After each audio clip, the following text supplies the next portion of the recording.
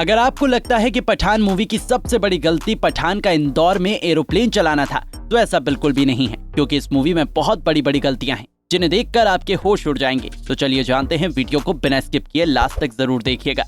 दोस्तों, आपने पठान मूवी का ये सीन तो जरूर देखा होगा।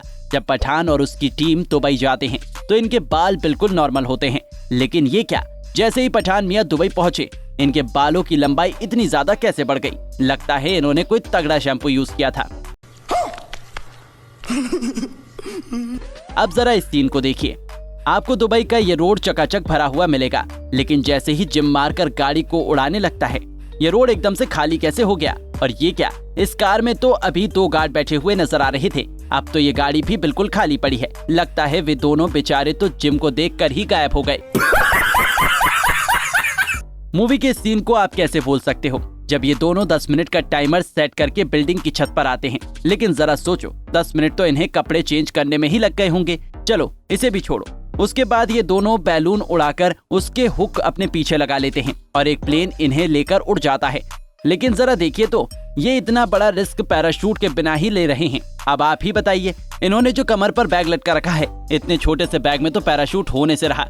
और फिर जब दुबई का ये प्लेन खराब हो जाता है, तब पठान अपने पायलट से कहता है, लिसन टू मी। लेकिन ये तो देखो, ना तो पठान मियां के कान में एयरबड्स लगे हुए हैं और ना ही कोई दूसरी हियरिंग टेक्नोलॉजी। तो फिर ये अपनी बात पायलट को कैसे कह रहे हैं? और पायलट ने इनकी बातों को समझ कैसे लिया? ये तो हवा में तीर मारने जैसा काम हो गया। मुझे तो समझ नहीं आ रहा है। अगर आपको समझ आ रहा है तो कमेंट करके जरूर बताइएगा। अरे देवा, ये गड़बड़ है बाबा।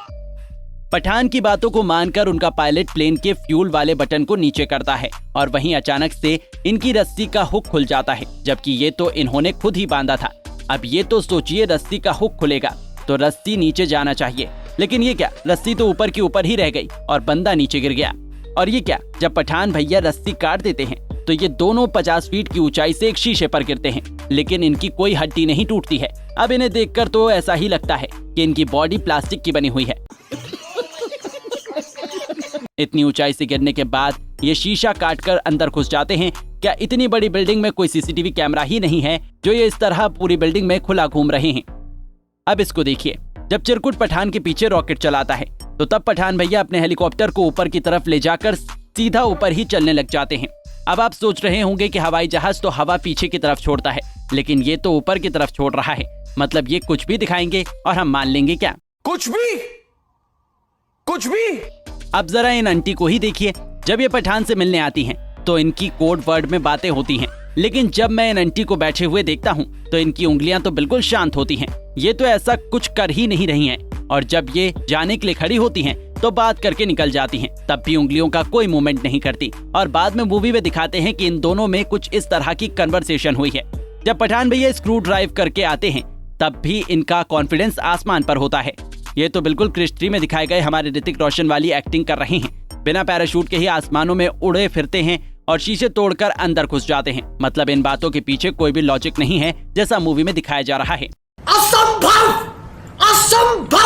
जब अचानक से जिम और पठान की फाइटिंग होती है और वे लकड़ी के घर पर गिरते हैं, तो ये क्या, ये घर तो पठान के हाथ लगते ही पूरा टूटना शुरू हो जाता है और बाद में ये एक लकड़ी पर दोनों लटके हुए नजर आते हैं। जब मूवी में इतने सारे बेतुके सीन दिखा रहे हैं तो ये दोनों भी तो यहाँ से दूसरी तरफ जा सकते थे ना। लेकिन जब पठान उस डंडे पर किक मारते हैं तो जिम अपने आप को बचा ही नहीं पाता और नीचे जा पड़ता है। तो ये थी पठान मूवी की कुछ भयंकर गलतियां। आपको वीडियो कैसी लगी और आप इनमें से कौन सी गलती को पहले ही पहचान चुके थे? हमें कमेंट करके जरूर बताइएगा। साथ ही अगर आपको वीडियो पसंद आई है तो वीडियो को लाइक करके चैनल फिल्मी जासूस को सब्सक्राइब करना ना भूलें। धन्यवाद।